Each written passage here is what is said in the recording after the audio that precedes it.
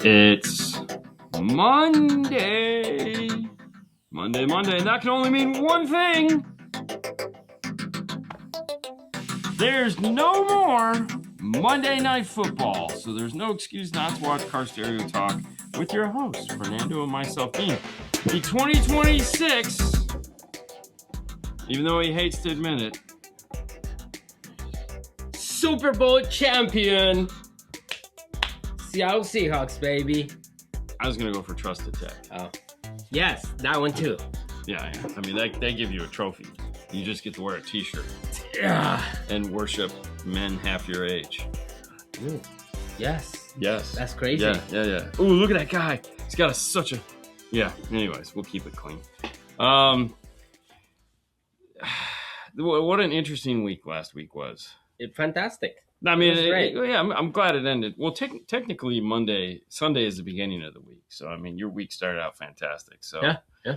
But either way, I mean, it was great because, you got to, you got a trophy, one of not that many. There's only so many people. I wonder how many they are. I don't know. I'd have to go back and figure it out. There can't be too many. I mean, Nick got it twice. Frazier got it twice. Oh, really? Yeah, Frazier got it twice.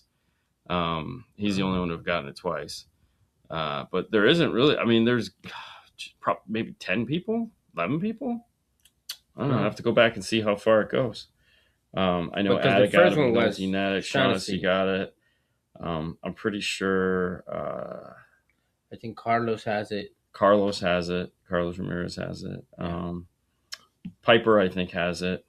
All right. So I don't know. Yeah. I don't know. I have it. Now you have it. I think really all I care about is I have it and you have it. Yeah. So are we gonna put them in the showroom? No, we're not putting them in the showroom.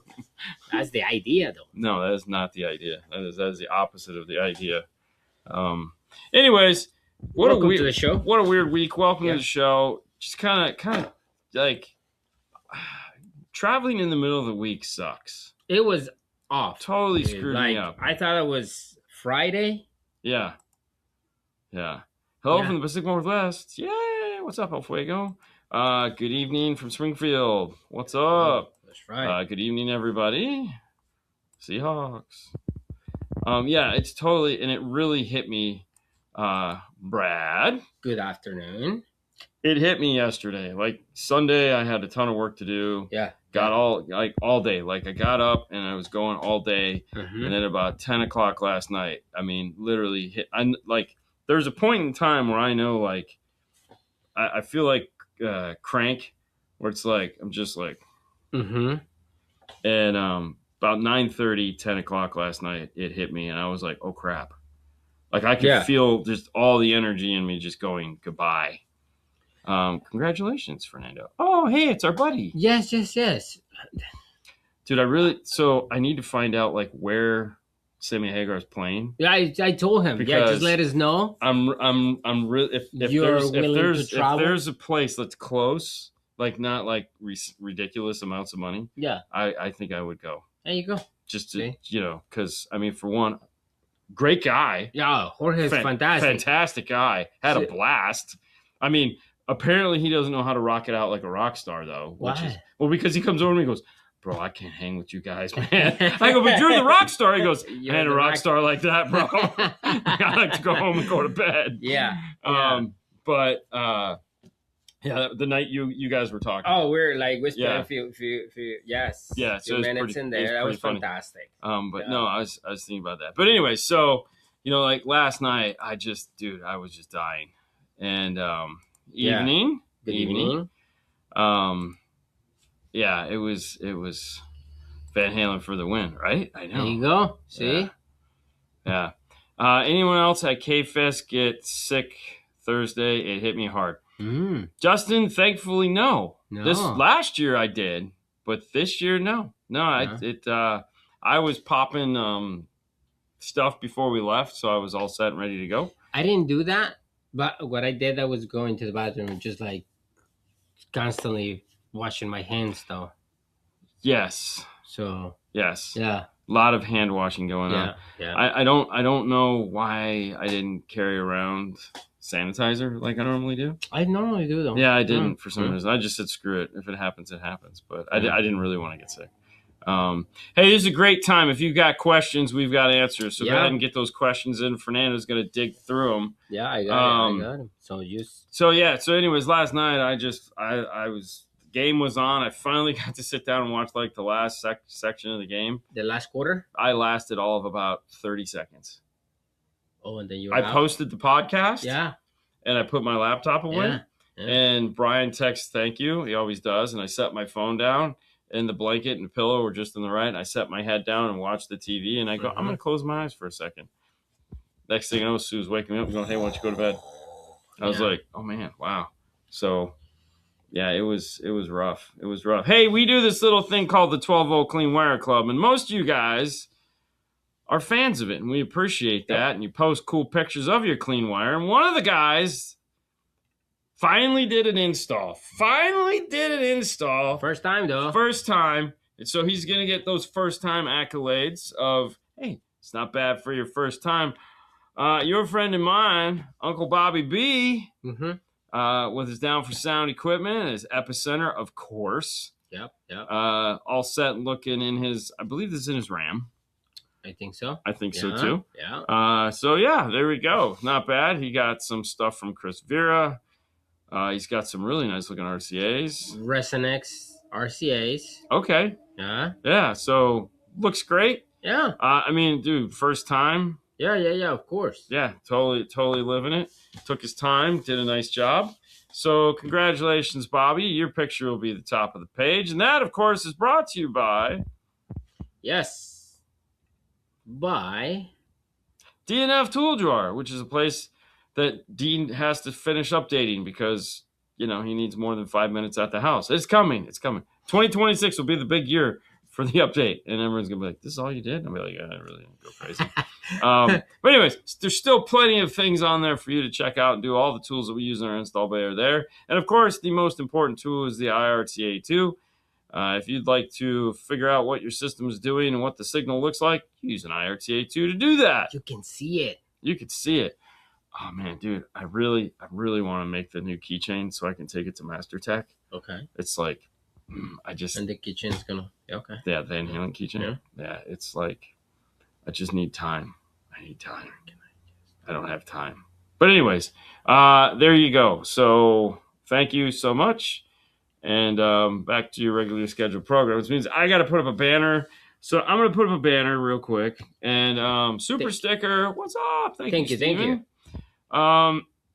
Hey, have you guys ever heard of audio control?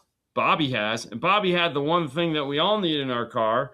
And, it's funny. It's always funny how many people kind of like, bro, Epicenter, really? And I go, yeah, Epicenter, for real, dog. The new Epicenter Pro and Micro Pro are available for you and your needs and what you could possibly want. Bass restoration, processor, line driver, everything you could need and to make your bass more better. You can head over to audiocontrol.com and pick yourself up one. And if you have one of the Epic series amplifiers, it is as simple as plugging in your Epic link or Epicenter link to power it up and running your RCAs through it, and you're done. It's that simple. And you immediately, you got to run your bass knob. But you're done. That's all you got to do. You sound like Arnold. Arnold Schwarzenegger? Mm-hmm. Really? Could be. So check it out. ArnoldControl.com. Oh. Okay. AudioControl.com. There you go. Have fun. Where can I get stuff to make my RCA? I suck at this. I really don't have a good place to go to get it. Resonex has some really easy to use tips that you can use your own wire or use their wire. But you can always try Parts Express. It's going to have a ton of stuff. Or our good friends at Aldi, a.k.a. Alibaba. That's what Andy uses.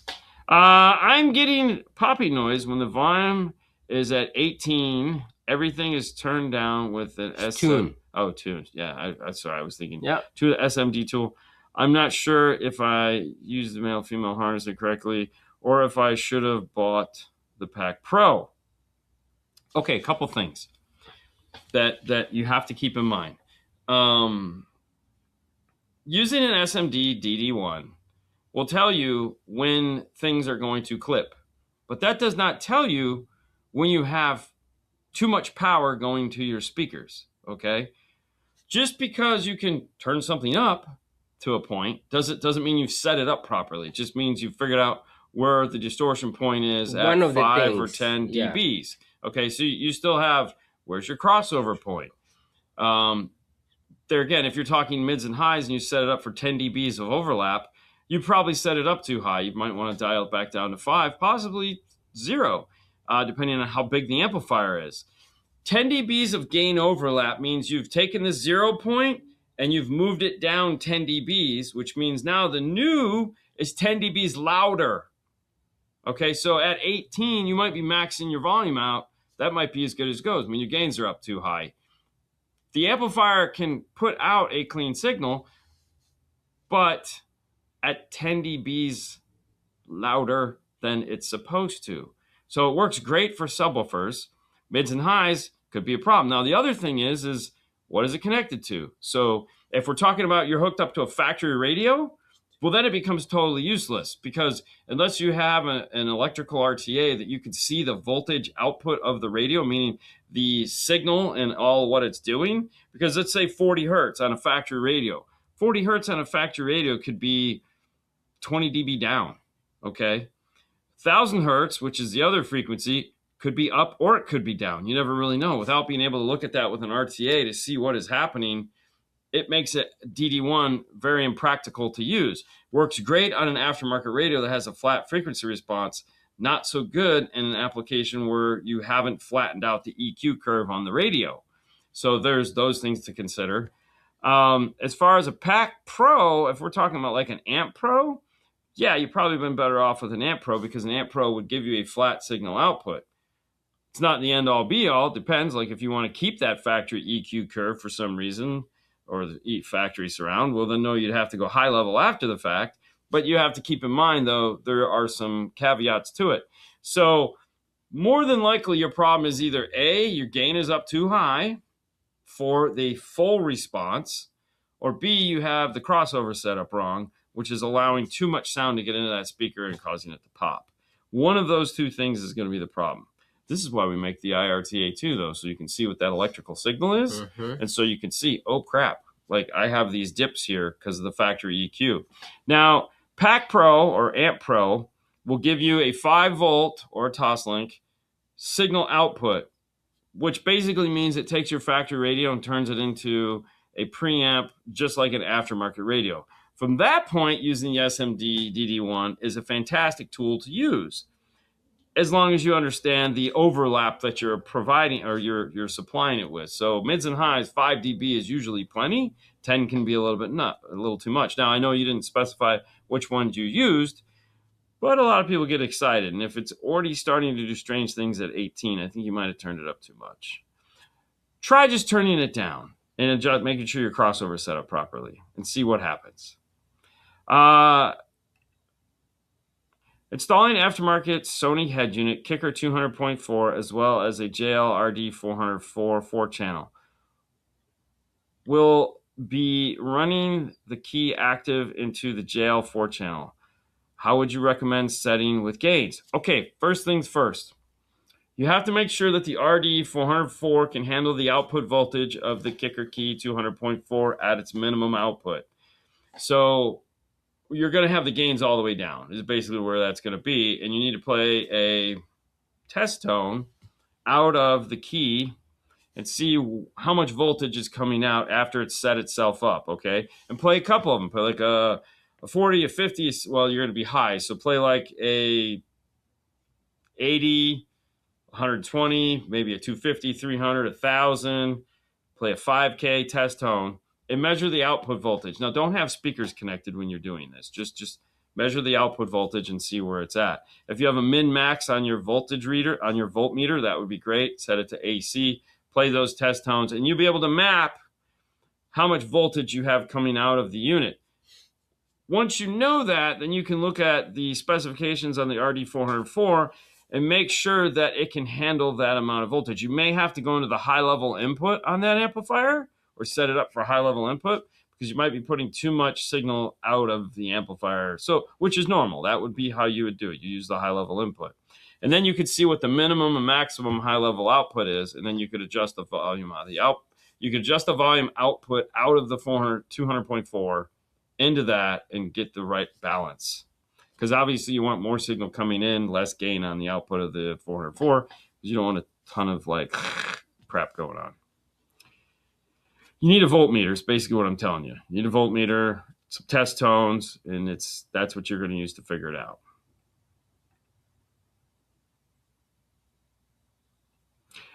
Is it worth having DSP when using coaxial speakers? Why wouldn't it be? I mean, listen, at the end of the day, a DSP is at its core is an equalizer, right? It has a lot of equalization. Mm-hmm. And a coaxial is still a set of speakers. If your speakers are doing something in a car, which naturally they're going to meaning they're not sounding the way, like when you have a set of bookshelf speakers in your house, right? And you play some music through them, and you sit back in the room, and you're like, oh, cool. What you're hearing is the most accurate representation of whatever that speaker designer thought they were going to do. And then you go, that sounds good, but I want to maybe give it a little more treble, possibly a little less bass. Who knows? You want to tweak it a little bit. The coaxial is no different. It's just a speaker, and if you want more or less, or it's doing strange things because of the interior of the car, then yeah, DSP will help that. Is it totally necessary? I don't know. Depends on what your brain is telling you that you need. I mean, we've definitely put DSP on coaxials because that's all we had, and that's what we were doing. And it will improve the sound. There's no doubt about it. Mm-hmm.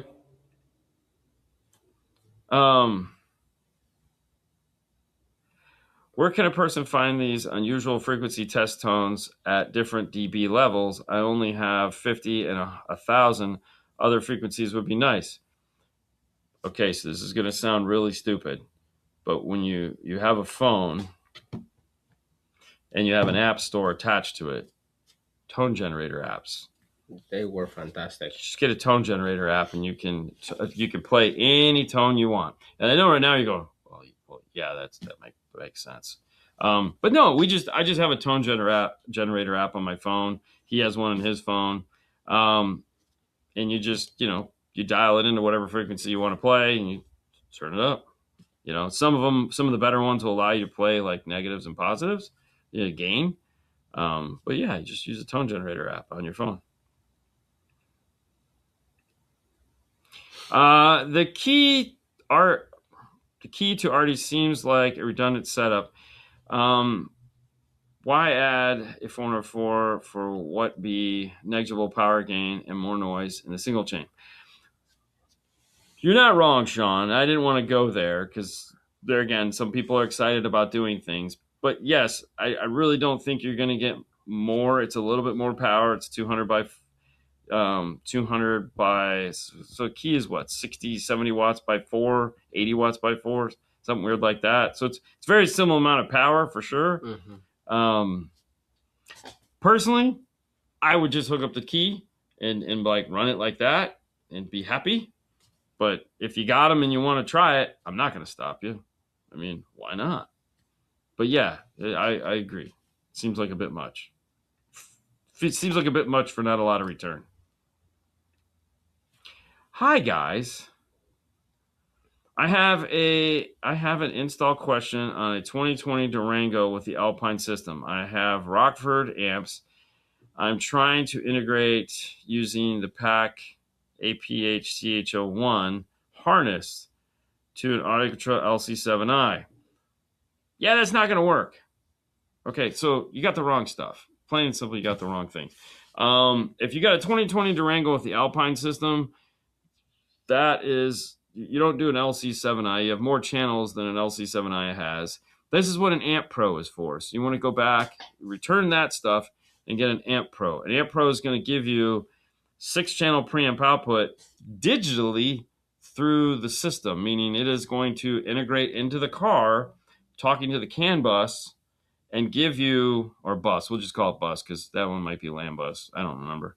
We'll give you 6-channel outputs of full bandwidth, 5 volts, all set and ready to go. What you're trying to do is high level.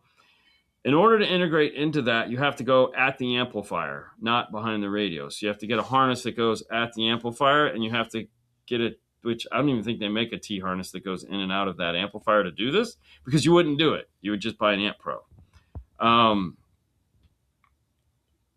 Yeah, I mean, it's just, that's the way to do it. This is not the way to do it, especially in 2020. Amp Pro is like 5-minute install, man. 6-channel output. Life is great. Way better than stuff. And you don't have bass roll off. You don't have all the EQ. You don't have any of that crap. It just works. Life is good. Do the right thing. Do the right thing.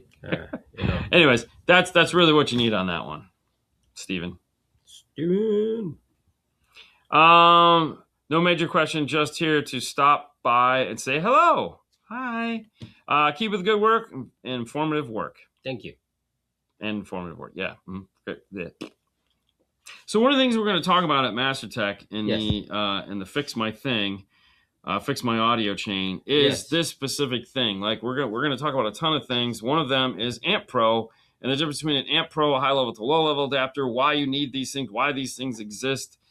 The reality is anytime you're looking to integrate into a car, into the factory stereo, you should always look for an integration harness or module first. Just like when you're putting a radio into these cars, you look for a module. The same is true when doing audio. And if you have a branded audio system, meaning something that says Alpine, JBL, Harman, et cetera, Bose, there is probably a module. Those are actually much easier to do modules into. Now, the great thing about a Dodge is that pretty much from 2023, 2024 back, it doesn't matter whether you have an amplified system or not. The Amp Pro will go in, and if it's an Alpine system, it just plugs in, tees in behind the radio, gives you all your goodies. If it's not an Alpine system, it tees in behind the radio, gives you all your goodies. The only thing you have to do is cycle the key twice, meaning turn it off, let the car go to sleep. It takes about 20 to 30 minutes, and the radio is going to wake up and think it's an Alpine radio and give you 6-channel preamp. Now, the difference in the Alpine install and the non-Alpine install is if you're going to do a full system, you're fine on both. If you just want to add a subwoofer, the Amp Pro in the Alpine system will be fine. You could also just go to Sub Pro, but will not work in the non-Alpine system because it is a full takeover. So you have to do a full upgrade, meaning amp on highs, amp on subs. So your favorite Master Track course at MasterTech Expo. So I've taken a couple of them, but I don't always get an opportunity to go. So most of the time when we run around and like hop into classes because we have a free minute, it usually has to do with the sound side of things for me. Yeah. What about you? I agree. The sound is now in this course, Andy Waymeyer and Herman are going to teach sound. But also the time that I get, take some pictures and everything is the digital design though. I also did sales one year. You did sales? I did sales. Yes, we both did sales. Yes, me too. Yeah, and it was great. That was fun. It was great. Yeah. So always learning. I've done I've done part of the digital design. Yeah. I think I had the most fun in sales and sound. I think the last one that I was just for like 10 minutes, that was Justin Cush explaining a little bit of the digital design and everything. It was great. It was fantastic. Yeah. So if you are going, it just depends on what you're, what you need help with. Yeah. The reality is anytime we go to something, try to go to something that we don't really do. So I don't want, if for example, if I'm a fab guy and I'm routering all day long, unless I just feel like I need a pat on the back. Yeah, that's how I have to say. Unless you actually, you see something different in the class, in the description that we're going to talk about, read the description, people. Please. Yes, for God's sakes, read the description. I try to attend things that I don't know, that is new to me, because that's fun. Like at Knowledge Fest, I went to Nick and Jim's class about the new technology. No, it wasn't new technology. It was just try it. Product. No, it was just No, that was different. Okay. That was different. That was the HKI with the Resolute. Okay, so DSP. what he was talking about? Nick and Jim were talking about designing systems that appeal to esoteric home audio guys. Oh. So basically, the nerds of home audio that spend $500,000 on their home audio system. Yeah, how to make something. How to speak their language and what they're looking for, which, as it turns out, is what pretty much everyone is looking for. So I mean, it's like the only difference is like, just tell me where's the money. Play some foo-foo music that they appreciate, and you're golden. Hey, maybe. Yeah, no, that was it. It was 100% it. They're like, like Nick had all this like opera, not opera, but like Texas music house thing where it was like, violins and all that garbage, and I was like, no. Yeah. Okay. What is this one? See, find this guy's question. Yeah. Okay, you got it? All right, cool. What Morel component speakers would you pair with a Key 200.4, considering the Maximo HEs, Tempo Ultras, actually pretty much all of those. The Census would work. So I mean, I'm leaning more towards the first three and not necessarily that one. I think the first three would be a better. The Maximo's HEs though. The Maximo HEs are really nice, but I also the IP UNI 82s are just as efficient as the HEs. As the HEs, yeah. So either one of those would be in those. Car? I mean, if you got room for them, whatever car you're going to put them in, but those two are the most. Yeah. They're fantastic. Yeah, they're good for sure. All right. Hang on, let me pull this up. Waiting here. For you though. I'm pulling it. We're going to talk about Focal for a minute. Not necessarily the Focal Flax Evos, which is a fantastic speaker and was going in this Toyota right here, getting a nice three-way set, taking out the crappy JBL synthesis stuff, putting in some nice Evos front synthesis? End. Yeah, it's a JBL synthesis. Wow. But what I would like to mention is that we all love music, and we all love listening to music, and we all love like, hey, it's cool. Did you know you have, if you've been watching, you can head over to focal.com/playlist and find a playlist, find some new music. You have all kinds of stuff. Like, let's say we'll hop into the rock, and you have Jesus. You have six different rock. They have Jesus, right here.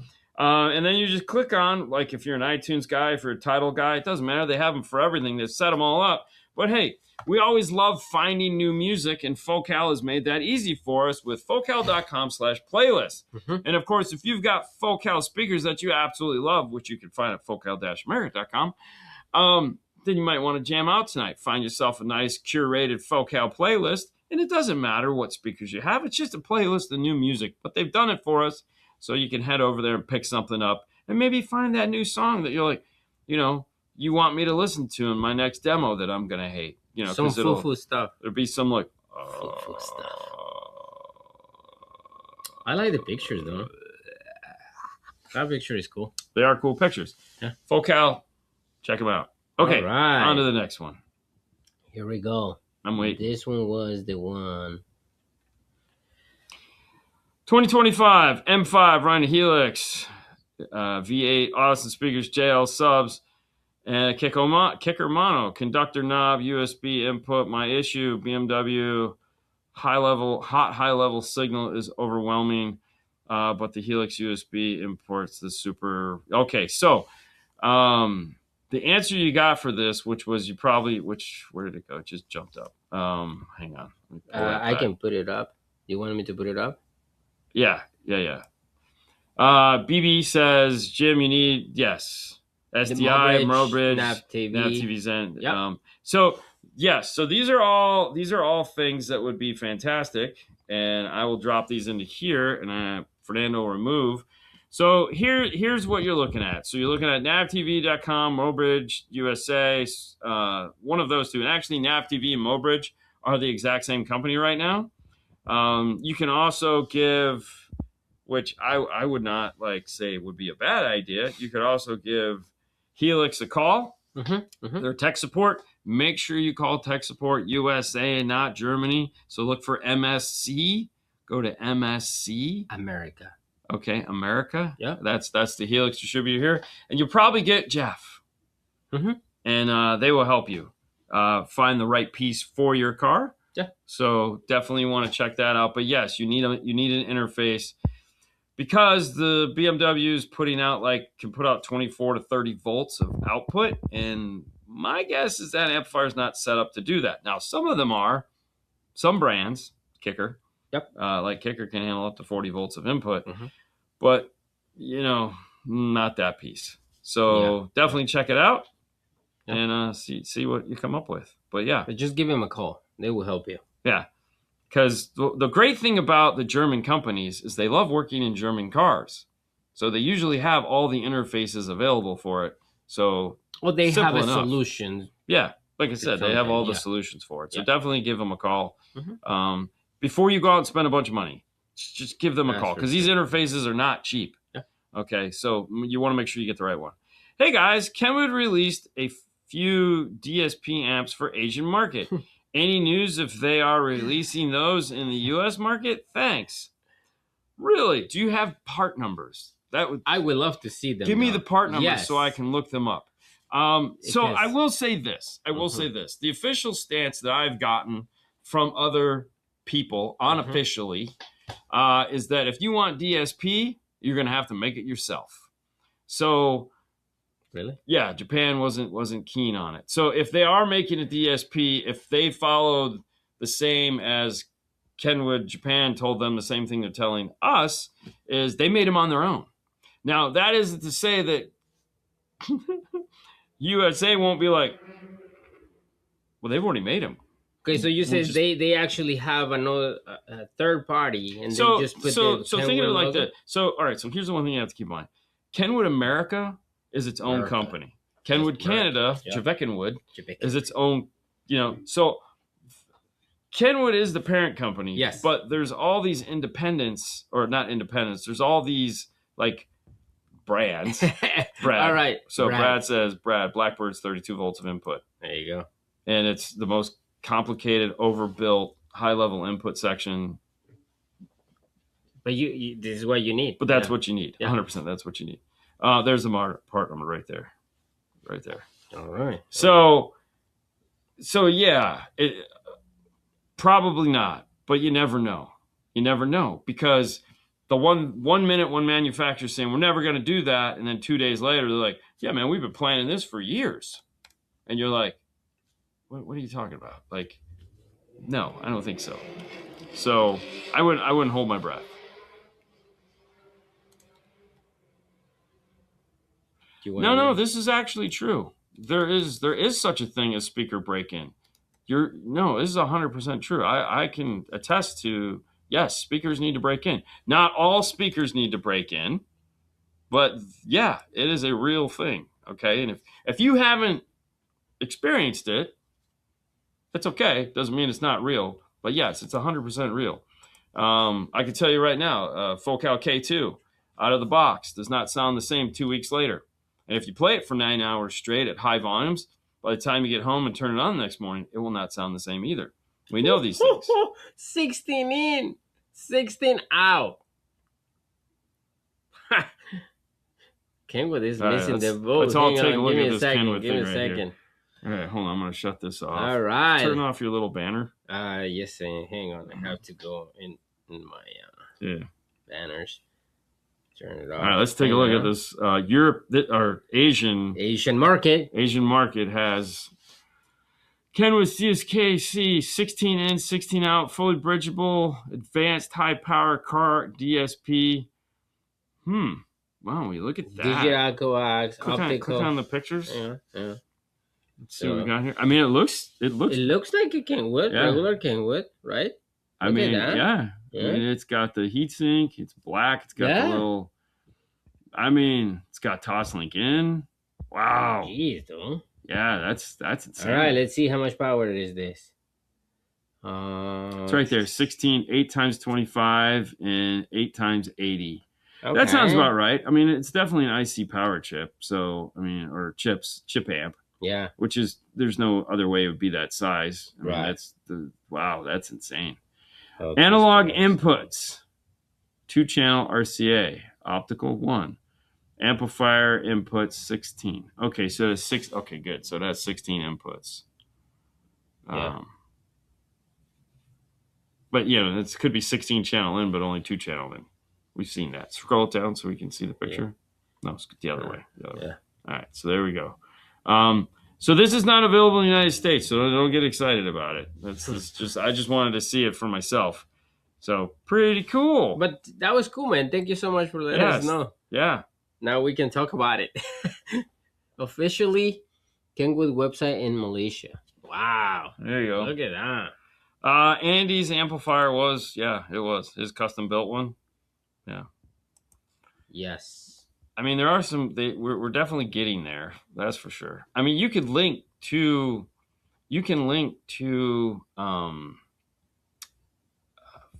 Jesus. Yeah. Yeah. You can link Jesus. My brain just shut down. The Arc Audios, the one Falcons. You can link 2 Falcons together and have 24 channels of power in equalization. Yeah. You could have 32 channels of DSP. Yeah. So you can plug them in. It's possible. Yeah, it's possible to do. It's not one box, but it's possible. Mm-hmm. Audio control Epic amps are better priced than some of the other cheap amps.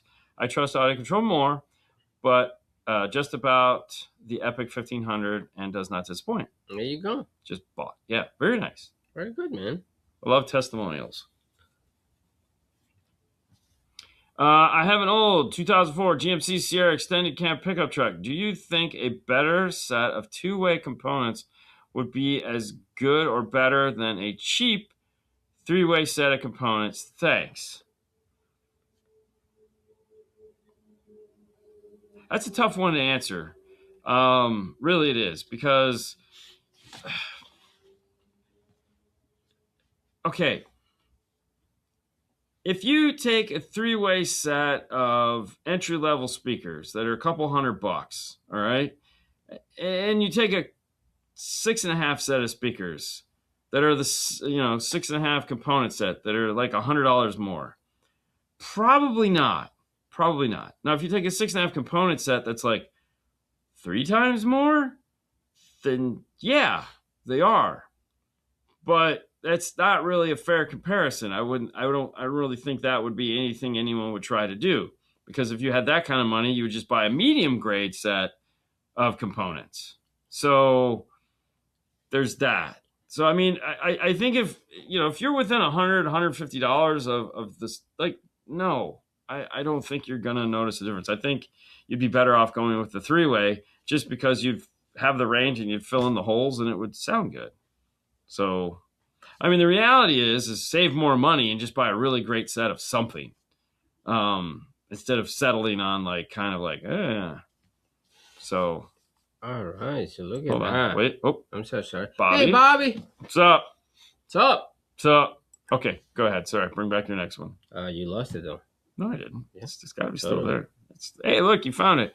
Yep. Spoke with Jeff a few times. He's awesome. Interface. It's not ready yet. Don't you hate that? Yeah.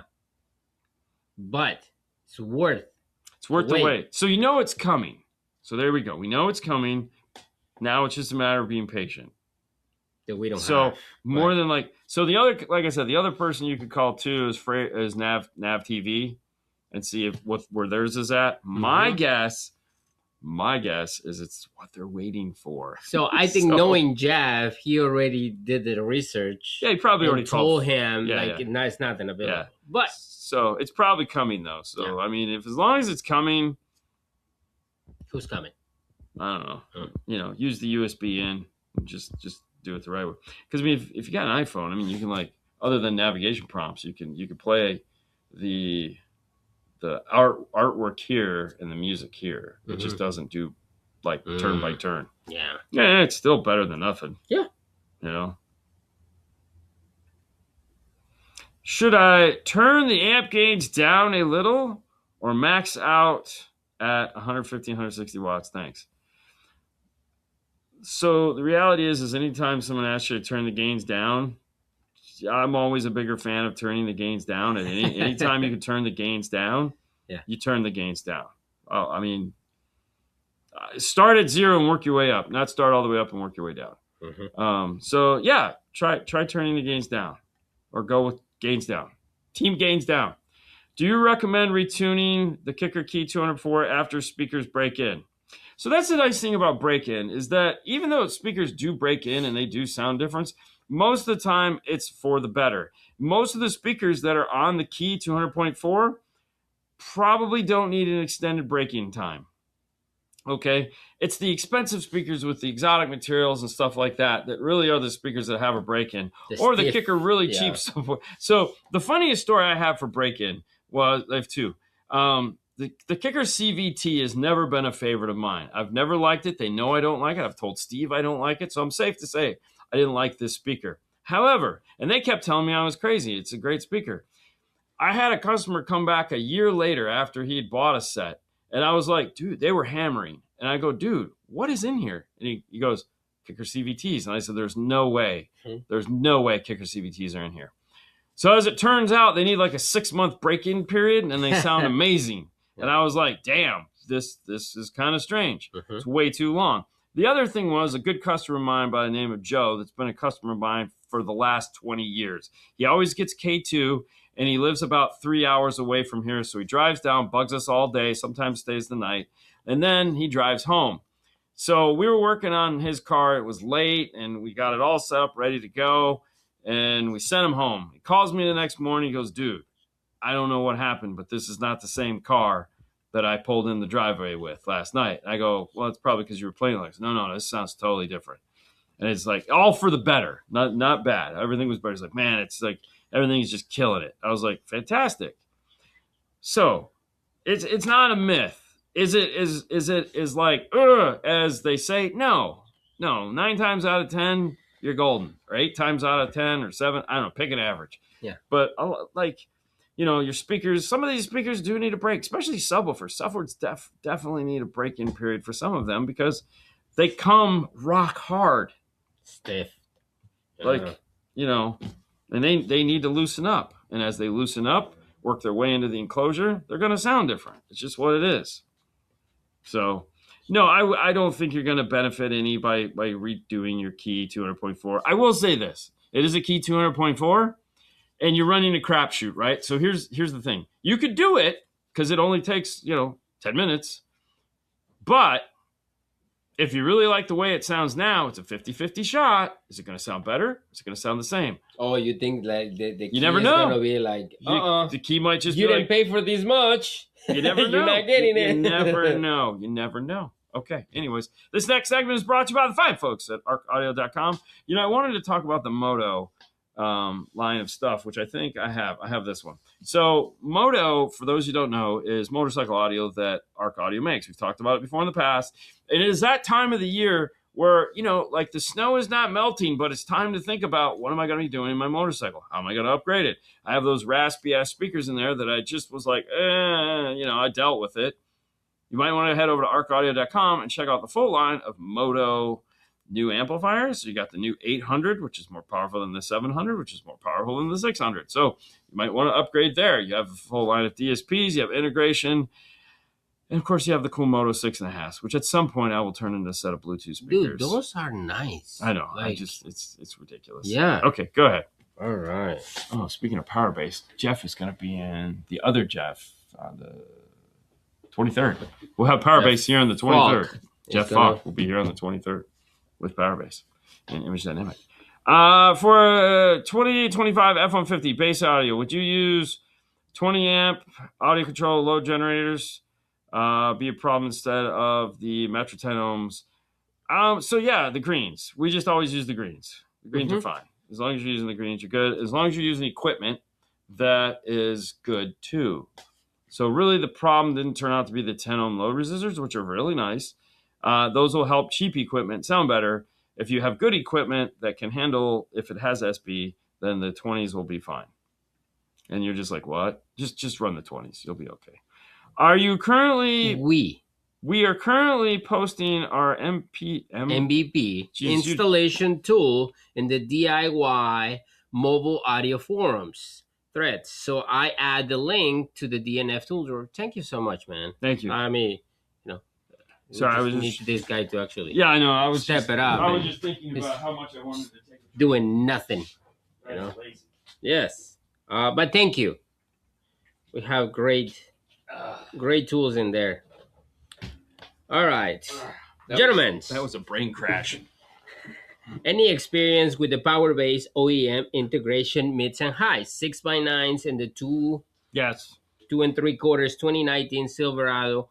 Other plan is audio control altitude 6x9s separate and the 2 and 3/4. You could also do the Morel. So we also have the Morels, which have the same thing. So there's one that's not on your brand list. New plug and plays. Is the brand new plug and play Morels that come with an 8-inch and the 2 and 3/4, which are fantastic. We just did a video on them like 2 or 3 weeks ago. If you want to go check them out. The Power Base is a fantastic speaker if you're looking to do a very slight upgrade from the original factory. They're really geared around like, hey, I have some factories that really suck. I've had them for a couple of years. I want to put these in. And they're great for that. Like we use them all the time. It's a slight upgrade. Now, if you want a upgrade, the audio controls, definitely very nice. That would give you an upgrade. Yeah. And then, of course, like I said, the Morels would give you a huge upgrade. Now, the real question is, what else are you doing? Are you going to be adding power? There you go. If you're not adding power, then stick with the Power Base or the altitude. Both of those will give you the results that you're looking for. If you are going to be adding power, you want to look at the altitude or possibly the Morels, because those will handle the power better than, let's say, the OEM upgrades. So, there's that. Hopefully that answered your question. Fantastic. I don't know about that.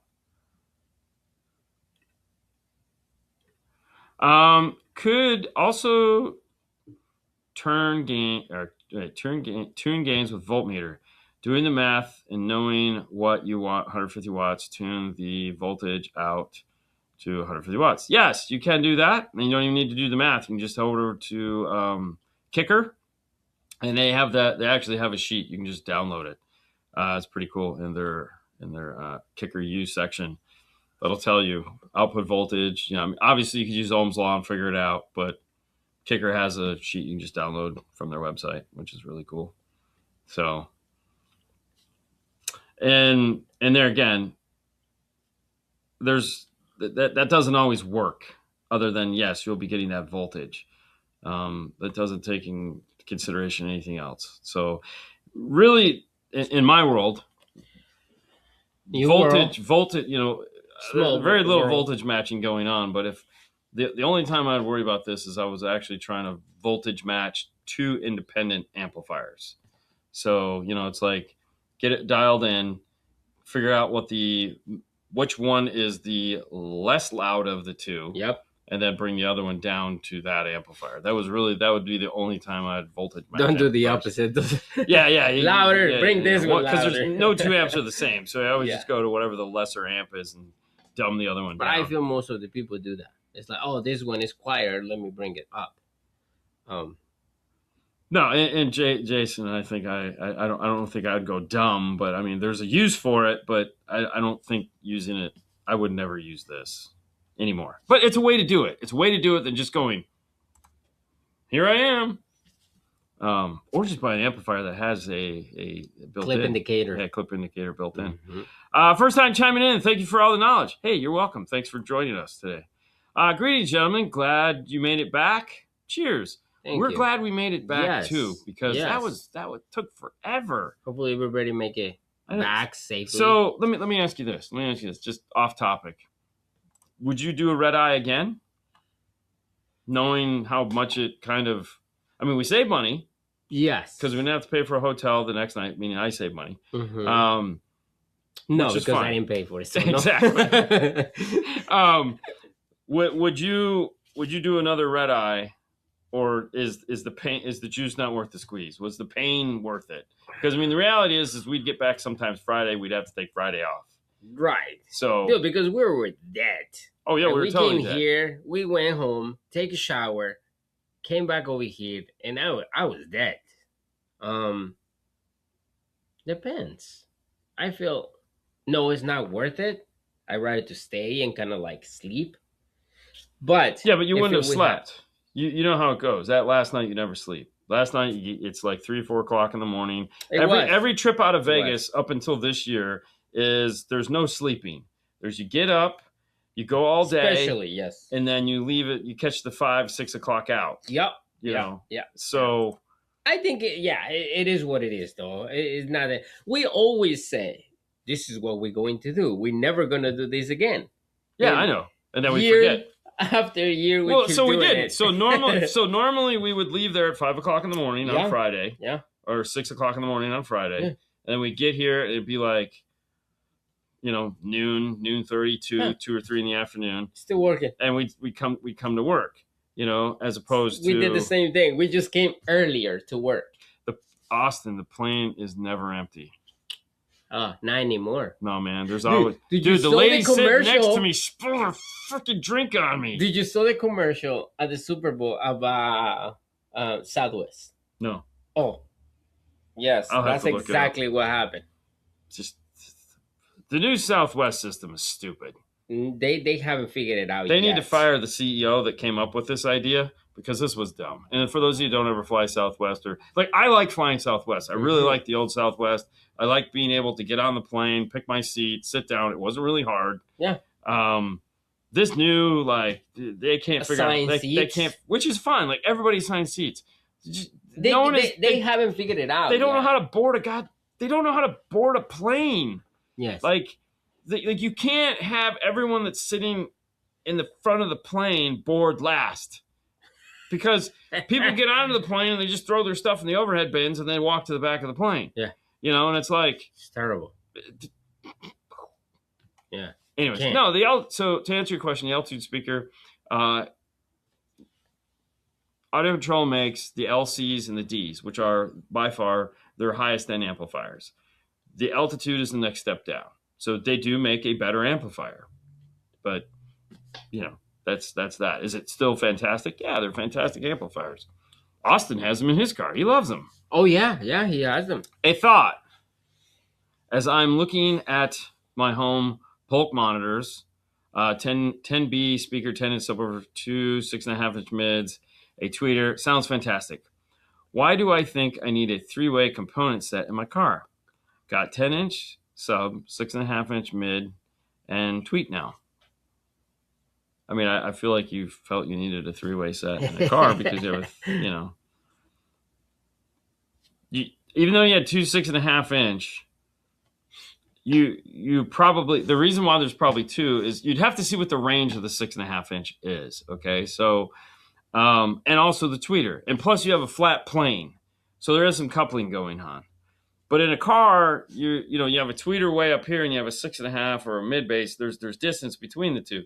So the mid range usually splits the difference, right? Mm-hmm. So if tweeter can only play down to 3200, if you have a mid range that is close to that, you're going to expand the vocal range of that area of the car, usually up higher towards the front. If you only have a tweeter, there again, you have to hope that mid range through good time alignment will bring the soundstage up and in. Mm-hmm. And then the tweeter will just kind of couple with that and accentuate it and make it sound like it's real. The mid-range just makes it easier. Now, if you could put 2 6.5s in your car, you might have the same effect. I mean, we did that for years. But there again, the mid-range just fills the gap between the tweeter and the 6.5. Makes it a little bit easier. And then, yes, Austin says, oh, yeah, he loves it. Has them. Yeah. Always breaking in new, never breaking in. No, always breaking down, never breaking in. I mean, why not? Why not?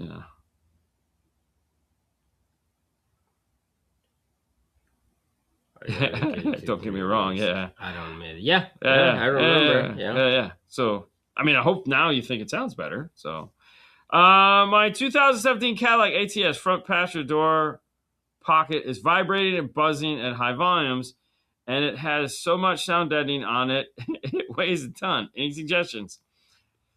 So, oddly enough, have you tried stuffing a towel in it? Stuff in a towel. Buzzing? Yeah. The door pod it's buzzing. So a lot of times when we go to these sound quality shows, they will stuff towels into their door pockets to keep them from buzzing. You can do it, so why not? So if you have a gray interior, head over to Kohl's, pick yourself a gray towel or a black towel, roll it up, stuff it in there. Or just steal one of the wipes until you see if it works, and then go buy one that matches. It's not the smoothest, prettiest thing, but if it stops the buzzing, who cares? It's a stupid pocket in the door of your car that's just like, why? You know? Outside of that, you have to take it off, which is just not going to happen. So try stuffing a towel in it. Roll it up, stuff it in there, see what it does.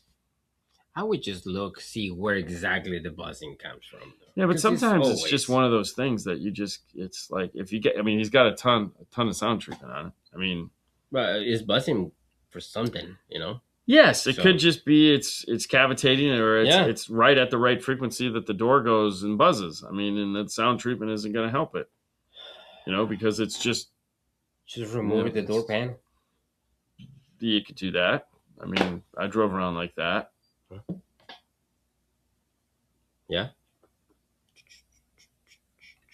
All right. Yeah. Installing a full system with DSP and 2 amps at Ford Lightning. Any tips or suggestions wiring up and an electric truck? The convenient thing in that is that there's a battery underneath the hood. Underneath the frunk. I think it's called a frunk. So you just connect everything to the frunk. It still is an aluminum vehicle, so you're still going to want to run a power and ground to the front battery. Hopefully you're not doing something that is gigantic, because it doesn't have an alternator. It's just got a charger. So there's that. Mm-hmm. So just that's something to know. But otherwise, no, it's pretty much an F-150. Go to, and enjoy your Lightning, because they're gone.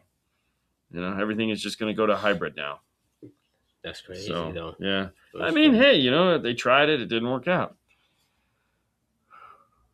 Oh, yeah. Jeez. Yeah. I think you already put that up. Yeah. Yeah. Yeah, no, that's... the only time I had to fly that long was when I came back from overseas. Or Hawaii. But even Hawaii wasn't 12. It was like 12 hours with layover and shit like that. I mean, it's going to take me 2 weeks to travel. How many hours was Germany? Yeah, it was a lot.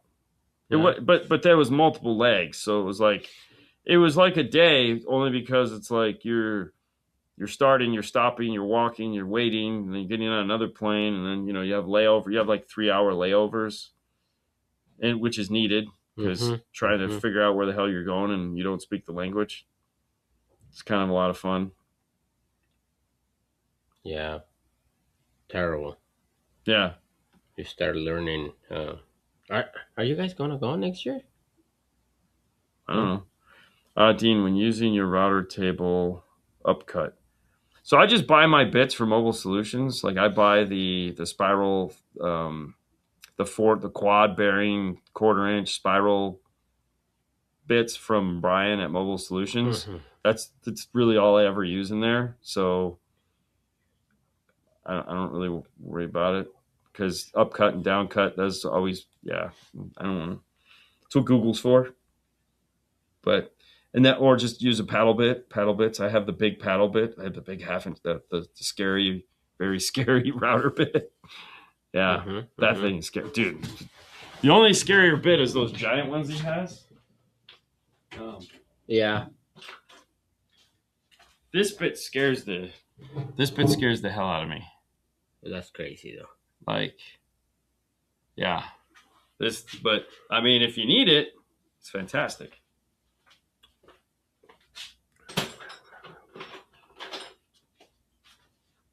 But typically, we just use this guy here. That scares me. This one? Yeah. The round over scares me. I mean, for the most part, now all we do is turn on the CNC and let it do its thing. Pretty much. Though. So, yeah. How would you rate the auto control 1005 altitude for sound quality? That was what I was talking about when we were talking about the LC and the D.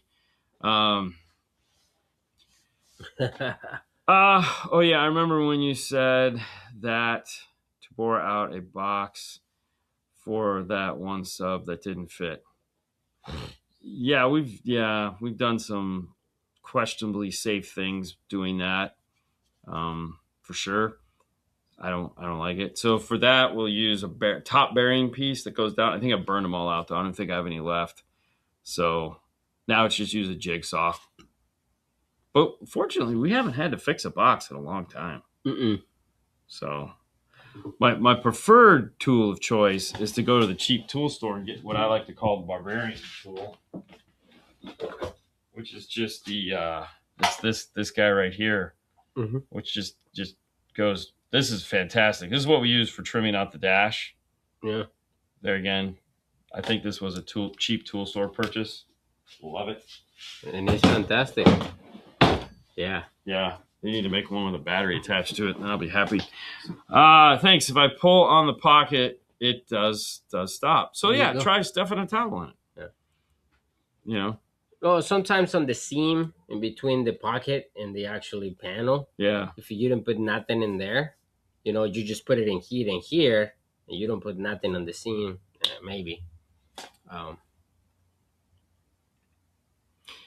So yeah, okay. So there again, on the router tables, I honestly just buy all my bits from Mobile Solutions. You can call Brian because he can give you points.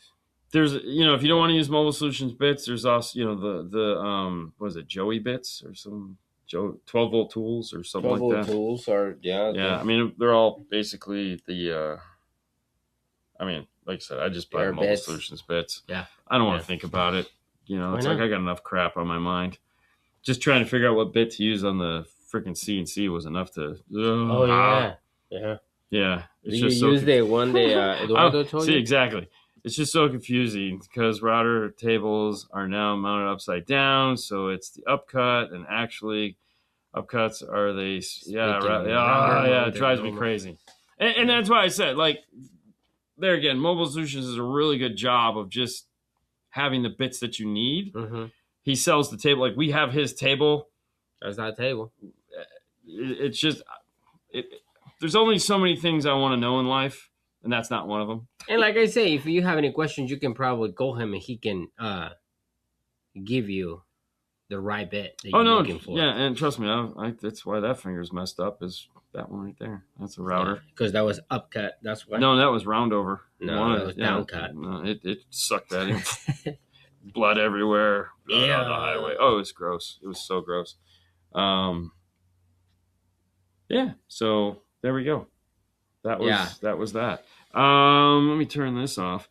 Hey guys. Thank you so much. Yes, exactly. Yes, just sell me what I need. LOL. 100%. So anyways, that's Monday and all of the excitement. So that's it. There's no more to be had. Nope. Thank you guys so much for joining us on this wonderful Monday night. As expected, with football over, the attendance was high. There's nothing else to shoot for. Now you just have to wallow in sorrow. And hey, if you're a baseball fan, look what's right around the corner. Baseball. I'm feeling a sports conspiracy going on. I am not a baseball fan. I absolutely hate that sport with every fiber of my being. You are welcome. Welcome? You're welcome. You're welcome. De nada. Yeah. Have a great week. We'd like to thank you. Yes. For tuning in today and asking us fantastic questions. That's right. We'd like to thank our sponsors, Audio Control, Arc Audio, Focal, Moscone, and Gladen, for being the sponsors of this show and continuing to support the show, which is fantastic, which is because you guys are still here asking wonderful questions. We will be back Friday with the news. Right. And then, of course, more questions to be had on Saturday because, hey, why not? It's a good time to be here. Hopefully you guys are enjoying the new podcast it's not new anymore. Hopefully you guys are enjoying the podcast that Brian Mitchell and myself are doing. You can find that on Apple as well as on Brian or myself's Facebook page. It's there. There's always links. And make sure to join us on Instagram for daily updates on what Fernando is torturing me with. Whatever, dude. And so that's that in a nutshell. You guys have a wonderful day, and we will see you later. Tomorrow. Yeah, tomorrow. Sure. Instagram. Yeah, whatever. Okay. Bye, guys. See ya.